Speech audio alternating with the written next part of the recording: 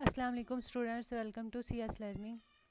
आज हम अपना इंट्रोडक्शन टू प्रोग्रामिंग CS 201 का लेक्चर नंबर 11 स्टार्ट करते हैं। इसके लिए रिक्वायर है कि आपके पास हैंड आउट्स होने चाहिए और आपके पीसी के अंदर डेफ C++ का सेटअप हो, ताकि आप प्रैक्टिकली भी जो एग्जांपल्स हैं उनको सॉल्व करके देखें। अब आते हैं हम अपनी स्लाइड्स की तरफ। आज के लेक्चर में हम लोग देखेंगे कि अरेज क्या होते हैं। आपने काफ़ी कॉन्सेप्ट देखे प्रोग्राम को सिंपली देखने का, उसके अलावा आपने लूप्स को देखा है, तीनों लूप्स का फंक्शंस आपने देखे हैं, और हेडर फाइल्स वगैरह काफ़ी कुछ आपने पिछले लेक्चर्स में देखा है। आज के लेक्चर में हम अरेज स्टार्ट कर रहे हैं कि अरेज क्या है, इसको किस तरह से यूज़ किया जाता है, और इसमें कुछ हम कॉन्स्ट के बारे में पढ़ेंगे। कॉन्स्टेंट फंक्शन क्यों होता है, रैंडम फंक्शन क्या होते हैं, कॉपी किस तरह कर सकते हैं हम अरेज को। तो आते हैं हम अपने अरेज की तरफ। आज के इस लेक्चर में हम देखते हैं कि अरेज क्या है। अरे हमारे पास special kind of data type होती है। ये डाटा स्ट्रक्चर की तरह ही है, ठीक है। इसमें हम जो जो डाटा स्टोर करते हैं वो सिमिलर टाइप का डाटा होता है, ठीक है। फॉर एग्जांपल हमने अगर 10 स्टूडेंट्स इंटीजर नंबर के 10 स्टूडेंट्स का डाटा स्टोर करना है, तो हमें 10 दफ़ा उनको डिक्लेयर करना पड़ता है, पहले 1 2 3 4 10, ठीक है। लेकिन अरेज हमें जो है वो ये फैसिलिटी देता है कि हम सिमिलर इंटीजर को एक दफ़ा ही डिक्लेयर करते हैं और वो उनका जो है वो प्रोग्राम चलने लगता है। अब हम देखते हैं, अरेज का भी अपना एक नाम होता है, अपनी एक डाटा टाइप होती है, एक अपना साइज़ होता है, और ये कंटिन्यूस एरिया जो है वो ऑक्यूपाई करते हैं। मींस जो साथ साथ एरिया होता है मेमोरी का, उसी के अंदर ये अपना डाटा सारा स्टोर करते हैं, और अरेज के अंदर जो डाटा है वो सिमिलर डाटा टाइप्स का होता है। इसको नेक्स्ट हम एग्जांपल से समझते हैं और ज़्यादा क्लियरली। यहाँ पे आपके सामने ये एक मेमोरी की लोकेशन बनी हुई आ रही है कि किस तरह से मेमोरी के अंदर डाटा स्टोर होता है। फॉर एग्जांपल अगर हमने जो है वो अरे, ये हमारे पास अरे है, सी की अरे है, सी इसका नाम है, और अगर हमारे पास 10 नंबर की अरे है तो वो उसका जो इंडेक्स है वो 0 से लेके 9 तक होगा। ये हमारे पास 0 to 9 तक जा रहा है। ये इसका नाम है। अगर हमारे पास अरे 10 नंबर्स की हो तो उसका इंडेक्स जो है वो 0 से 9 तक होता है, एक नंबर उससे बैक पे आता है। और नेक्स्ट ये मेमोरी लोकेशन दी गई है। मेमोरी लोकेशन में इस तरह से सेल्स बने हुए होते हैं। फॉर एग्जांपल यहाँ ये 24 मेमोरी लोकेशन है, इसके अंदर 0 जो है वो स्टोर होगा। अगर हम 10 नंबर की अरे स्टोर करना चाहते हैं, 59 पे 1, इस तरह कंटिन्यूस मेमोरी लोकेशंस के ऊपर हमारी अरे जो है वो स्टोर होती है। अब अरे को हम किस तरह से डिक्लेयर कर सकते हैं।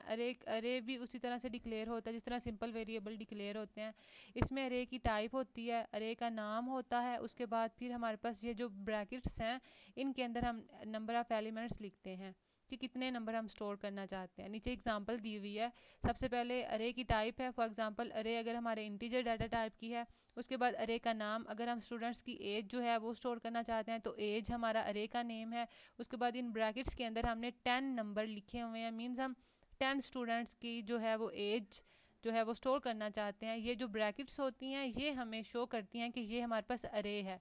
इसका क्या मतलब हुआ कि 10 स्टूडेंट्स की एज जो कि इंटीजर में है उसको हम स्टोर करना चाहते हैं, ठीक है। उसके बाद वो कहता है कि more than one array can be declare on a line. अगर हमारे पास बहुत बड़ा प्रोग्राम है तो हम एक लाइन के ऊपर एक से ज़्यादा अरेज भी डिक्लेयर कर सकते हैं। फॉर एग्जांपल अगर हमने एज का डिक्लेयर किया तो भी इंट का, ठीक है। अब हाइट के लिए भी तो इंटीजर ही होता है, तो हाइट लिया, उसको भी 10 बंदों की हाइट हमने स्टोर करनी है। नेम्स का 20 लिया कि हम जो नाम जो है वो 20 ले लेते हैं इसके एलिमेंट्स का, तो 20 नाम्स हम स्टोर कर सकते हैं। इस तरह हम अरेज को सिंगल लाइन पे भी लिख सकते हैं और एक लाइन के ऊपर भी सारी अरेज लिख सकते हैं अगर बहुत बड़ा प्रोग्राम हो तो।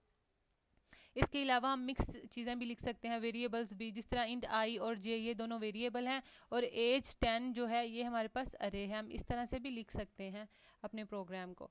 उसके बाद referring to array element, array name जो है वो for example age index number.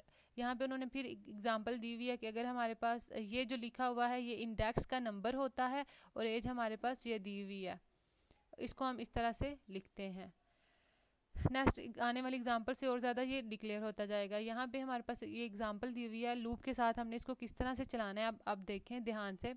इसमें हमारे पास for I is equal to zero है। ये ज़ीरो से जो आई जो है एक वेरिएबल है जो कि ज़ीरो से इनिशलाइज किया जा रहा है, और आई जो है वो लेस देन 10 तक चलेगा। 0 से लेके 9 तक चलेगा ये।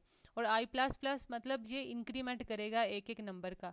नीचे नीचे अब हमने क्या लिखा हुआ है, सी इनमें हम इनपुट देना चाहते हैं कि एज आई। अब एज जो है वो आई, और आई की वैल्यू क्या है 10, 0 से लेके 9 तक ये वैल्यूज़ चलेंगी। इस तरह से ये हमारी अरेज काम करती हैं। एग्जाम्पल 2 के अंदर उन्होंने बताया हुआ है टोटल एज हमारे 0 के इक्वल है, और फॉर लूप यूज़ किया हुआ है I is equal to 0, I less than 10, similar उसी तरह ही है। और आई प्लस प्लस उसमें भी ऐसे ही है, इसमें total age plus is equal to age I. इस लाइन का मतलब ऐसे भी है कि total age is equal to age I plus total age. ठीक है, ये हमने पीछे कॉन्सेप्ट बहुत अच्छे से समझा हुआ है। तो एज आई की जो वैल्यू होगी वो टोटल एज में प्लस हो के टोटल एज के इक्वल हो जाएगी। और इस हम अरेज को किस तरह से इनिशलाइज करते हैं, यहाँ पे फिर इनिशलाइजेशन का मेथड बताया हुआ है इंट एज 10। ये आपने पीछे भी देखा है, इंटीजर हमारी डाटा टाइप है, अरेज की एज हमारे पास अरे का नाम है, और ये 10 इसके एलिमेंट है कि 10 नंबर्स की अरे हम स्टोर करना चाहते हैं। उसके बाद हमने लूप लगाया for I is equal to 0, I less than 10 और आई प्लस प्लस। इसके अंदर क्या होगा कि एज हमारे पास as I is equal to 0 है ना, तो जब ये आई की वैल्यू 1 से इंक्रीमेंट होती जाएगी तो ये 9 तक इसकी वैल्यूज़ चलेंगी, और हमें एज जो है वो सब की मिल जाएगी।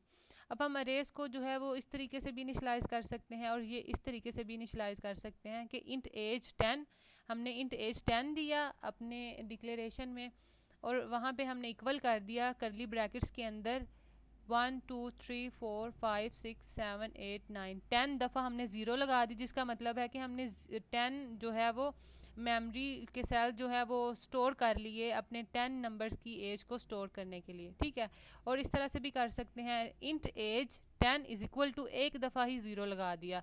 इसका क्या मतलब है कि एक दफ़ा हमने ज़ीरो लगा दिया ना, तो इधर वो 10 नंबर हमने दिए हुए हैं उसको ऑटोमेटिक पता चल जाएगा ये जो ज़ीरो है वो हमने 10 के हिसाब से जगह रखनी है।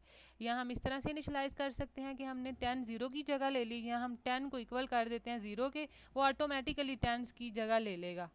ठीक हो गया। अब नेक्स्ट हमारे पास इनिशलाइजेशन एंड अरे इस तरह से भी हो सकती है, जिसमें हम इंट एज इसको खाली छोड़ देते हैं और इसमें लिख लेते हैं करली ब्रैकेट्स में 1 2 से लेके 10 तक, ये भी ऑटोमेटिकली इसकी वैल्यू स्टोर कर देगा। और इसका मैंने आपको मतलब बताया, लूप के अंदर अगर हमारे पास आई लेस दैन 10 हो और आई 0 से शुरू हो रहा हो तो इसका मतलब होता है ये लूप हमारा 0 से 9 तक जाएगा, क्योंकि इंडेक्स की वैल्यू एक नंबर कम होती है अरेज की वैल्यू से। अरे अगर 10 होगा तो इंडेक्स 0 से 9 तक होगा, अरे अगर 50 होगा तो इंडेक्स 0 से 49 तक होगा।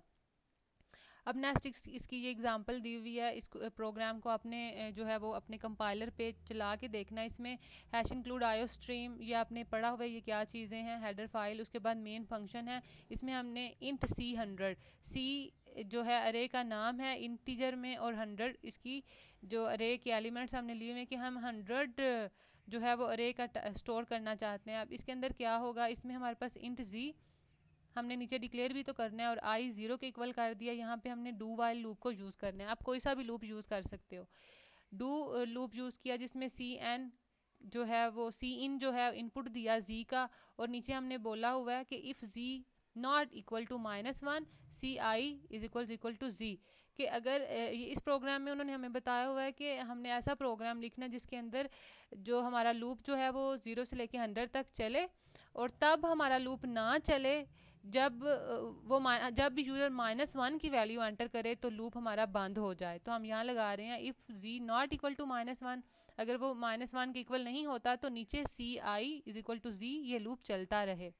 ठीक है, नीचे फिर आई प्लस प्लस। अब वाइल के अंदर हमने लगाया कि G not equal to -1, G -1 के इक्वल नहीं होना चाहिए, and I not equal to 100 less than 100, और आई 100 से लेस देन नहीं होना चाहिए।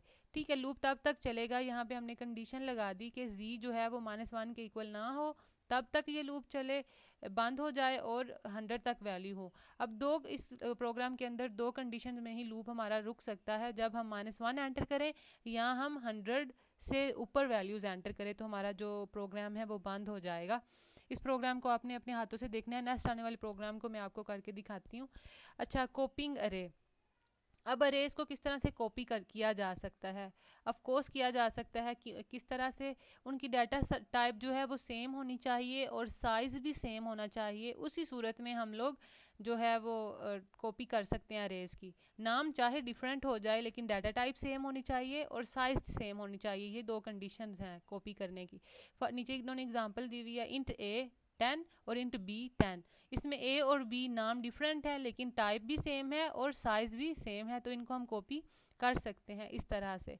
b0 is equal to a0, b1 is equal to a1। ठीक है, इनमें हमारी साइज़ जो है वो सिमिलर है और नाम जस्ट डिफरेंट है, तो हम कर सकते हैं कॉपी इनको। अब इसकी एग्जांपल दी हुई है for i is equal to 0, i less than 10, i plus plus. अब इसमें नीचे क्या बताया हुआ है कि b का i इक्वल है a के i से, क्योंकि इनका साइज़ भी सिमिलर है और इनकी डाटा टाइप भी सेम है, बस नाम डिफरेंट है b और a। इसके बाद हमारे पास एक 4 वाली एग्जांपल है, इसको मैं आपको Dev C plus plus solve करके दिखाती हूँ किस तरह से करनी है। आपने इसमें ऐसा प्रोग्राम लिखना है, इस प्रोग्राम में आपने कोई से भी 10 नंबर एंटर करने हैं और जब आप 10 नंबर एंटर कर लो तो उनका जो स्क्वायर है वो ऑटोमेटिकली हमें मिल जाए। आपने अरे को यूज़ करते हुए ये प्रोग्राम लिखना है।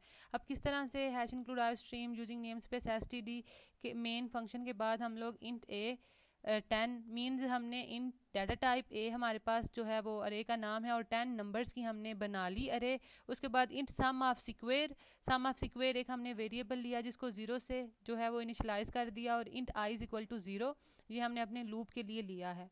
ठीक है, उसके बाद हमने सी आउट में लिखा please enter the 10 number 1 by 1। कोई से भी नंबर आपने 10 एंटर करने हैं एक एक करके। एंड एल का मतलब है यहाँ पे लाइन एंड हो जाती है।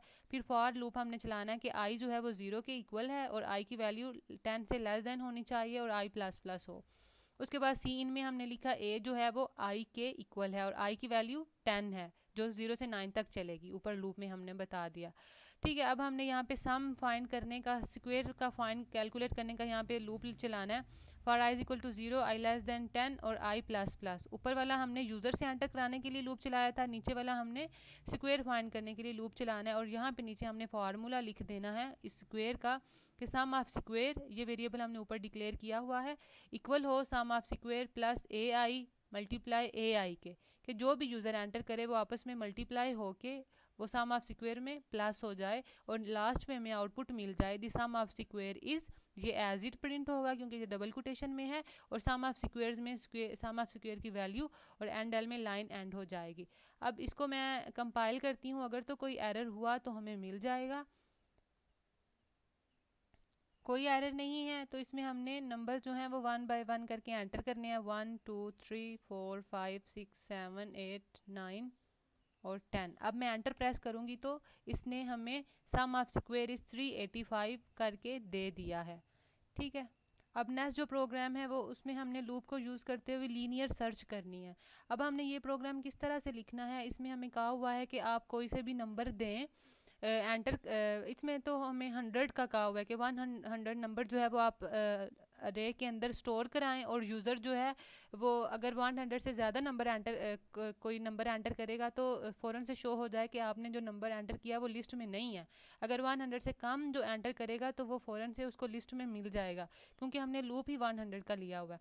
इसमें भी हम अपने इंट जी और आई लिया और इंट ए 100 ये हमने अरे ली है ए की। उसके बाद हमने लूप चलाया आई का जो कि आई जो है वो लेस देन 100 होगा और यहाँ पे हमने ए आई इज इक्वल टू आई के इक्वल कर दिया कि जो ए आई है वो आई के इक्वल होना चाहिए। नीचे हमने कहा please enter a positive number, तो int G C and G के लिए हमने पॉजिटिव नंबर एंटर करवाया यूज़र से। Int found is equal to 0, found हमने एक वेरिएबल लिया है जिसको 0 से इनिशियलाइज करा दिया। नीचे हमने फिर लूप के लिए नंबर सर्च करने के लिए हमने लूप लगाना है I is equal to 0, I less than 100 और नीचे फिर हमने इफ़ कंडीशन लगा दी कि if G is equal to A, अगर जी ए के इक्वल हो तो वो आई में स्टोर हो जाए। और फाउंड इज इक्वल टू, यहाँ पे फाउंड हमने 1 से शुरू कराया और यहाँ पे हमने ब्रेक लगाई है, इसमें हमने वो ब्रेक लगाई है ताकि अगर हमें नंबर मिल जाए तो वहीं पे ब्रेक लग जाए, नेक्स्ट हमारा लूप ना चले। अगर फाउंड इज इक्वल टू 1 हो जाए तो हमें नीचे शो हो जाए कि we found the integer at index. ठीक है, यहाँ फिर हमें यहाँ नीचे शो, अगर हमने नंबर मिल जाता है 100 की रेंज तक जो यूज़र एंटर करे तो हमें शो हो जाए कि यू फाउंड द इंटीजर। अगर हमें 100 से ज़्यादा हम नंबर एंटर करते हैं तो हमें शो हो जाए the number was not found. तो अब हमने इसको कंपाइल करते हैं, अगर कोई एरर वगैरह हुआ तो हमें पता चलेगा। इसमें कोई एरर नहीं है तो इसको रन करके देखें। यहाँ पे मैं एंटर करती हूँ 56 मैंने एंटर किया तो ये हमें शो कराता है 56 मैंने एंटर किया तो इसने हमें कह दिया कि we found the integer at index 56। अब मैं 100 से ज़्यादा जो है वो ज़रा करके देखती हूँ तब क्या होता है। अगर मैं 101 एंटर करती हूँ तो फ़ौरन से आएगा the number was not found, क्योंकि हमने कंडीशन ही 100 तक लगाई हुई है। जैसे ही 100 से ज़्यादा वैल्यू एंटर करेंगे तो हमारा नंबर हमें मिलेगा ही नहीं। अब नेक्स्ट हमारा कॉन्सेप्ट है रैंडम नंबर का। रैंडम के लिए जो हम यूज़ करते हैं एक्सप्रेशन, उसको हम रैंड और आगे ये खाली ब्रैकेट सिंपल ब्रैकेट्स लगाते हैं। और इसके लिए हमें लाइब्रेरी फाइल में ऊपर जो हेडर फाइल्स के अंदर हमें ये भी ऐड करना पड़ता है standard library .h random numbers के लिए। रैंडम नंबर जो है वो 0 से 32767 तक होते हैं। अब नेक्स्ट हम किस तरह से इसको कॉल कर सकते हैं। इसको हम ऐसे कॉल करते हैं, एक्स कोई भी वेरिएबल लेते हैं, उसको इक्वल करते हैं रैंड के, और यहाँ पे हमने सेमी कोलन लगा दिया। कहते हैं a call goes to rand, it generate a number and return to x। जो भी हम कॉल करेंगे वो रैंडम नंबर जनरेट करके x के अंदर स्टोर कर देगा। ठीक है। अब नीचे उसने हमें बताया हुआ कि इस चीज़ का क्या मतलब है कि अगर हम रिमाइंडर के साथ 6 लगा दें, तो अगर रैंडम के बाद हम ब्रैकेट्स के बाद हम रिमाइंडर मीन्स ये जो हमें परसेंटेज दी हुई है इसको मॉड्यूल्स या रिमाइंडर कहते हैं, इसमें हमने 6 लगाया, तो इसका क्या मतलब है। इसका मतलब है कि जो रैंडम नंबर है वो 0 से लेके 5 तक होगा। ठीक है। अगर हम नीचे वाले में अगर हम 1 प्लस रैंड परसेंटेज 6 करते हैं तो इसका मतलब है कि 6 के अंदर 1 ऐड हो जाए। ठीक है।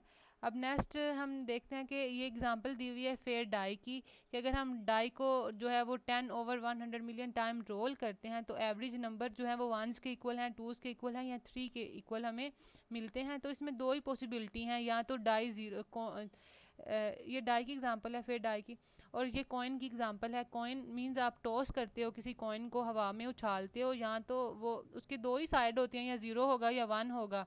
तो इसके लिए हमारे पास जो रैंडम नंबर होगा वो 2 का मॉड्यूल होगा, क्योंकि इसमें दो ही पॉसिबिलिटीज़ हैं। अब कहता है इसकी कुछ इंपॉर्टेंस है रैंडम नंबर की, कि इसमें हम लोग शिफ्ट कर सकते हैं अपने स्टैंडर्ड लाइब्रेरीज़ को कंपाइलर के साथ, और ये जो मेजर प्रोग्रामिंग है उसके अंदर रैंडम नंबर जनरेट करने का जो पार्ट है वो बड़ा इंपॉर्टेंट होता है, यूज़ भी किया जाता है। और हम लोग खुद इस फील्ड को रैंडम नंबर हम खुद जनरेट करते हैं इसके लिए। तो इसको हम देखते हैं। नीचे हमें ये रैंडम नंबर का भी प्रोग्राम दिया गया है, इसको भी आपने जो है वो लिख लेना है सेम उसी तरह। और यहाँ पे हमने इसको कंपाइल किया, अगर तो कोई एरर होगा तो हमें शो हो जाएगा, लेकिन इसमें कोई एरर नहीं है तो हम इसको सिंपली रन कर लेते हैं। अब यहाँ पे हम एंटर करते हैं कोई भी नंबर तो हमें ये बताएगा, कोई भी नंबर एंटर करते हैं तो हमें कहेगा the number was not found. Random number हम किसी गैसिंग गेम की तरह यूज़ करते हैं, कि जब हम कोई गेम खेल रहे हैं कोई नंबर फाउंड करना चाहते हैं तो वो उसमें यूज़ किए जाते हैं। अब अरे को डिक्लेयर करने के हमने डाटा टाइप ली, उसका नाम साइज, ये दोबारा से स्लाइड आई। उसके बाद हम कांस्टेंट फंक्शन जो है वो क्यों यूज़ करते हैं। कांस्टेंट फंक्शन जो है वो कहता है कि जब आप किसी भी चीज़ का साइज़ जो है वो चेंज नहीं करना चाहते अपने प्रोग्राम के अंदर, तो आप उसको एक कांस्टेंट नंबर दे दो। अब वो कांस्टेंट नंबर दे देंगे तो तब अगर हम बाकी चीज़ों को चेंज करेंगे तो उसका साइज़ चेंज नहीं होगा। अब हम इंट अरे साइज़ हमारे पास वेरिएबल का नाम है, और इंट और इज इक्वल टू हमने 100 के किया है, तो हम इसके शुरू में कॉन्स्ट कीवर्ड लगा रहे हैं, जिसका मतलब है कि इसका साइज़ 100 ही रहेगा, नेक्स्ट आने वाले टाइम में चेंज नहीं होगा प्रोग्राम के अंदर।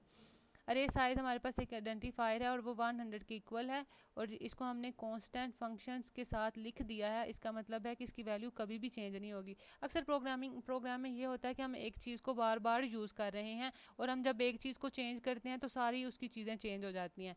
तो ऐसी सिचुएशंस में हम जिस नंबर्स को कांस्टेंट रखना चाहते हैं उसके शुरू में हम कांस्ट कीवर्ड लगा देते हैं, तो वो नंबर चेंज नहीं होता। आई होप कि आपको आज का लेक्चर अच्छे से समझ में आया। फिर भी कोई क्वेश्चन कोई कन्फ्यूजन हो, विदाउट एनी हेजिटेशन आप कमेंट सेक्शन में पूछ सकते हैं। बाकी दुआओं में याद रखें, और ये वीडियोस दूसरे फ्रेंड्स तक शेयर करें ताकि वो भी इन शॉर्ट लेक्चर्स को सुन के जल्दी से प्रिपरेशन कर सकें प्रोग्रामिंग में।